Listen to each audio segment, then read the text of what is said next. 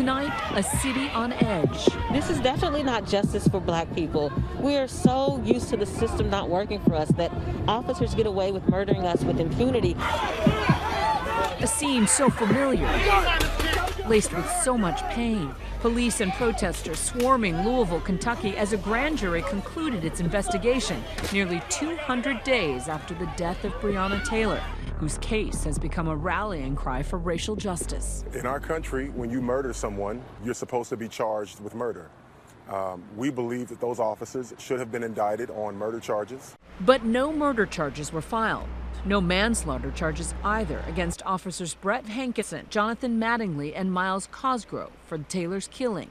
Instead, the grand jury did indict Detective Hankison, who fired 10 shots from outside Breonna's apartment on 3 counts of wanton endangerment for gunfire endangering her neighbors. A lot of outrage surrounds this idea that the indictment names neighbors, but not Breonna Taylor or Kenneth Walker in listing as victims of this action. Yeah, it's heart-wrenching to see who the victims are in this case. Because with this indictment, what we're basically saying, or what Louisville is actually saying, is that no killing occurred here. I think critics might argue that the law protected officers in this case. If anything, critics would be correct in saying that this criminal justice system, as they call it, worked to the benefit of these officers. The phrase is infamous. You can indict anything, even a ham sandwich. Yet you cannot indict a ham sandwich if it's wearing a badge. And that's what we're seeing here. Investigators say Sergeant Cosgrove fired the shot that killed Breonna. According to Kentucky law, the use of force by Mattingly and Cosgrove was justified to protect themselves.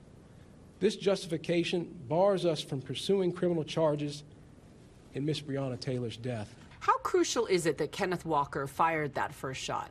I think it is absolutely crucial, and the fact that there was no criminal charges associated with it.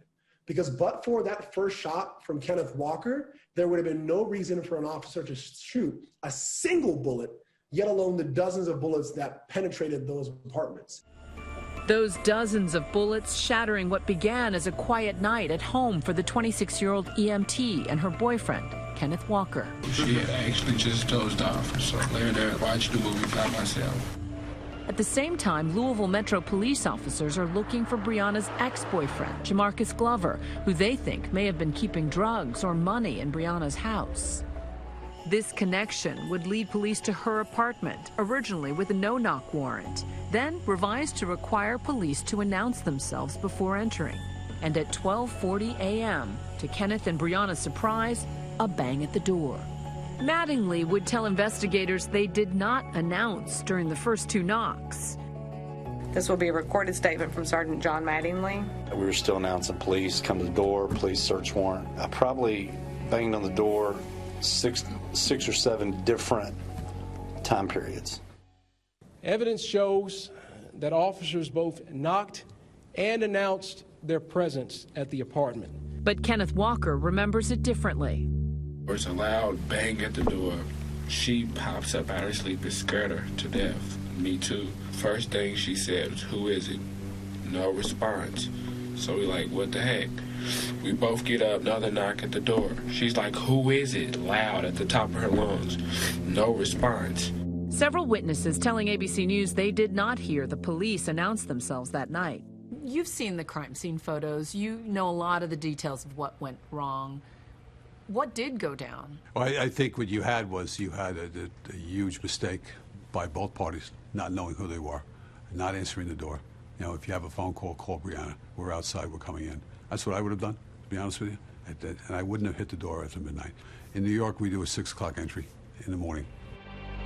The horror of that night playing out in 911 calls. 911, Operator Harris, where's your emergency? I don't know what's happening. Somebody kicked in the door inside my girlfriend. Is she alert, able to talk to you? No, he's free.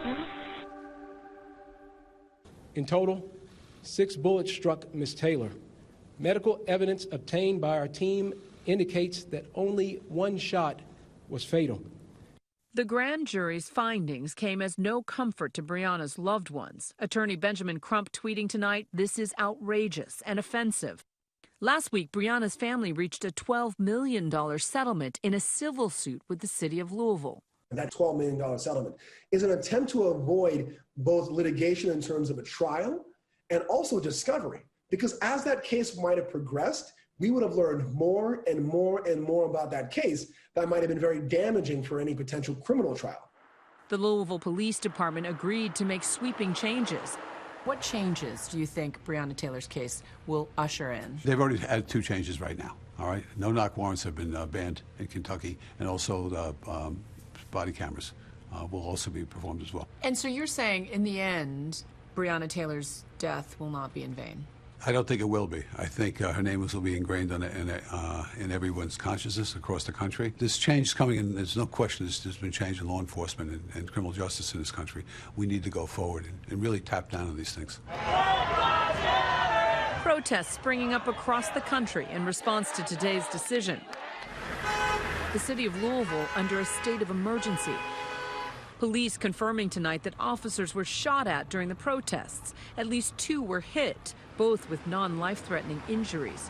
One suspect is in custody. In the heart of the city, at Kingdom Fellowship Church, Pastor Tim Finley and Dr. F. Bruce Williams, leaders both in faith and in protests here, say justice has yet to be served for Breonna. To have police presence now and have them board up and cage off areas is communicated as if they expect animals to be out of control, when in fact we are exercising our First Amendment rights. Our community is traumatized. Our community continues to deal with these types of injustices. What needs to happen is justice. That's what needs to happen, and that's what we need in this community. These are ongoing conversations. Hard conversations for hard times. And for so many in Louisville and across the country, a call for change. I tell them what I told them when George Floyd was murdered. I tell them what I told them when Eric Garner was murdered. We constantly deal with the fact that our communities are under attack, are terrorized. This is the same conversation that we continue to have year in, year out, and that is the injustice. That's the injustice of all of this. Hi, everyone. George Stephanopoulos here. Thanks for checking out the ABC News YouTube channel. If you'd like to get more videos, show highlights, and watch live event coverage, click on the right over here to subscribe to our channel. And don't forget to download the ABC News app for breaking news alerts. Thanks for watching.